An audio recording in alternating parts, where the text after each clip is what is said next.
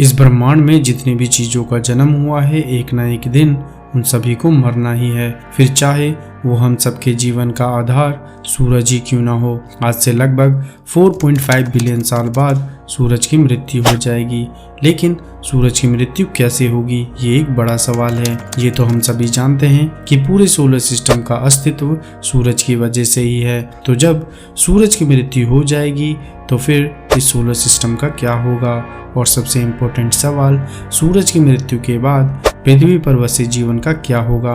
यदि सूरज की मृत्यु के साथ ही पृथ्वी भी जीवन के लायक ना बचे तो फिर नए होम प्लेनेट की तलाश में इंसानों को कहां जाना होगा।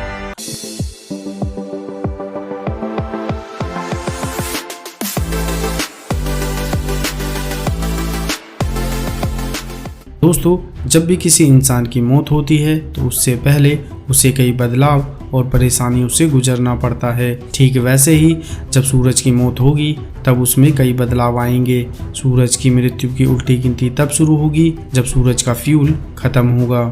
सूरज के अंदर न्यूक्लियर फ्यूजन की प्रक्रिया होती रहती है। न्यूक्लियर फ्यूजन की यह प्रक्रिया हाइड्रोजन को हीलियम में कन्वर्ट करता है और यही हीलियम सूरज के एनर्जी के तौर पर काम करता है।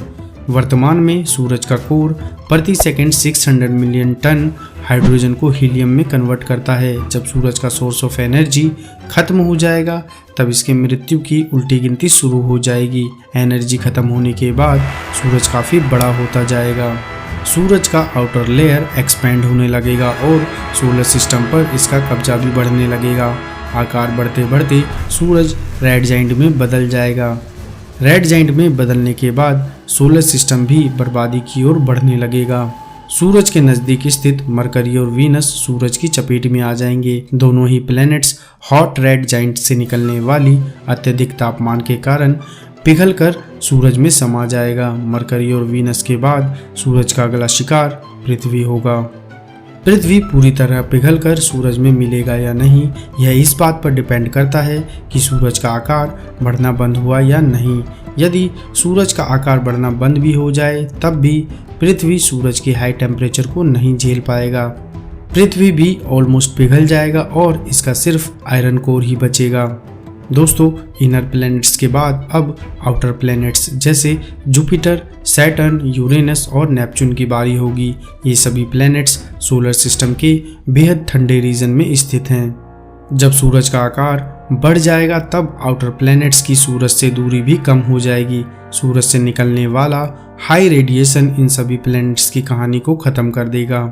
इन प्लैनेट्स में मौजूद गैस और बर्फ हाई टेम्परेचर को सहन नहीं कर पाएंगे और इवेंचुअली विस्फोट के साथ ही ये प्लैनेट्स बिखर जाएंगे। बिखरने के बाद आउटर प्लैनेट्स का मटेरियल भी सूरज में समा जाएगा। कुछ मटेरियल्स सूरज के चपेट में आने से बच सकते हैं और फिर वो एक साथ जमा होकर पहले से भी बड़े प्लैनेट्स का निर्माण कर सकते हैं। आउटर प्लैनेट्स के चंद्रमा, यूरोपा और एनसेलेडस पर मौजूद बर्फ भी पिघल जाएगा और वहाँ महासागर का निर्माण होगा। इतने के बाद भी सूरज का तांडव जारी रहेगा। सोलर सिस्टम में ग्रेविटेशनल उथल पुथल मच जाएगा। सोलर सिस्टम में मौजूद ऑब्जेक्ट्स अपने ऑर्बिट से भटक जाएंगे। यदि सूरज के हाई टेम्परेचर से आउटर प्लैनेट्स बचे भी रह गए तो ग्रेविटेशनल उथल पुथल की स्थिति में उनकी कहानी खत्म हो जाएगी। सूरज की अनस्टेबल ग्रेविटी के कारण ऑब्जेक्ट्स इधर उधर भटकने लगेंगे। कई ऑब्जेक्ट्स और प्लैनेट्स एक दूसरे से टकरा सकते हैं या फिर सोलर सिस्टम के बाहर भी जा सकते हैं। दोस्तों, सूरज की मृत्यु आज से लगभग 4.5 बिलियन साल बाद होगी और हम इस घटना के बाद अपने लिए नए घर की बात कर रहे हैं, लेकिन वैज्ञानिकों का मानना है कि हमें नए घर की तलाश करने की ज़रूरत ही नहीं पड़ेगी। वैज्ञानिकों का ऐसा इसलिए कहना है क्योंकि उनके अनुसार इस घटना के घटित होने से लगभग 3.5 बिलियन साल पहले ही पृथ्वी पर जीवन खत्म हो जाएगा। समय के साथ ही सूरज के फ्यूजन रिएक्शन में लगातार बढ़ोतरी हो रही है। फ्यूजन रिएक्शन में बढ़ोतरी होने की वजह से सूरज का तापमान भी लगातार बढ़ता जा रहा है। दोस्तों, आज से लगभग 1 बिलियन साल बाद सूरज का तापमान इतना ज़्यादा हो जाएगा कि इंसान समेत किसी भी जीवन के लिए उसे झेलना असंभव हो जाएगा और फिर अत्यधिक रेडिएशन के कारण पृथ्वी पर जीवन विलुप्त हो जाएगा। खैर, यदि किसी भी तरह इंसान सूरज की मृत्यु तक पृथ्वी पर रहते हैं तो फिर उन्हें अपने नए घर की तलाश में सोलर सिस्टम के आउटर मोस्ट पार्ट्स में स्थित प्लूटो और कीपर बेल्ट में मौजूद ड्वार्फ प्लैनेट्स की ओर जाना होगा और शायद नेपच्यून के चंद्रमा ट्राइटोन पर भी हमें जीवन जीने के लिए उचित माहौल मिल सकता है। वर्तमान में प्लूटो समेत ये सभी जगह अत्यधिक ठंडे हैं। इन सभी प्लैनेट्स का अत्यधिक तापमान फ्रीजिंग पॉइंट से सैकड़ों डिग्री सेल्सियस नीचे हैं। इस स्थिति में वर्तमान में वहां पर जीवन मौजूद होने की कल्पना करना भी नादानी है, लेकिन सूरज के रेड जाइंट में बदलने के बाद सोलर सिस्टम के आउटर मोस्ट पार्ट्स से इसकी दूरी कम हो जाएगी। साथ ही आज की तुलना में सूरज से हीट और रेडिएशन भी अत्यधिक मात्रा में रिलीज होगा। ऐसे में प्लूटो तक सूरज से उचित तापमान पहुंचने लगेगा। यह तापमान मौजूदा समय में पृथ्वी की औसत तापमान के आसपास ही होगा। इतने तापमान में इन ग्रहों पर मौजूद बर्फ पिघलकर महासागर में बदल जाएगा। दोस्तों, लिक्विड फॉर्म में पानी के मौजूदगी होने और पृथ्वी के जैसा तापमान मिलने के कारण प्लूटो और इस रीजन में मौजूद दूसरे प्लैनेट्स जीवन के लिए योग्य हो सकता है। पानी की मौजूदगी के बाद इन ग्रहों पर वैसे ही स्थितियां विकसित हो सकती है जैसा पहली बार पृथ्वी पर जीवन के विकसित होने के समय था। प्लूटो या इसी रीजन का कोई भी ग्रह हमारा नया होम प्लेनेट बन सकता है।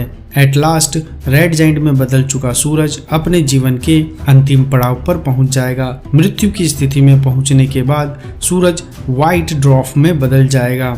इस समय भी सूरज काफी गर्म रहेगा और अत्यधिक मात्रा में जीवन के लिए खतरनाक एक्सरे रेडिएशन रिलीज करता रहेगा और फिर 1 बिलियन साल के अंदर सूरज मैनेजेबल टेम्परेचर के साथ एक जगह पर सेट हो जाएगा। व्हाइट ड्वार्फ की स्थिति में ही सूरज ट्रिलियंस ऑफ ईयर्स तक मौजूद रहेगा। ये व्हाइट ड्वार्फ एक नए हैबिटेबल जोन का निर्माण करेगा। चूंकि इस व्हाइट ड्वार्फ का तापमान बेहद कम होगा तो ये हैबिटेबल जोन भी इसके काफ़ी करीब होगा।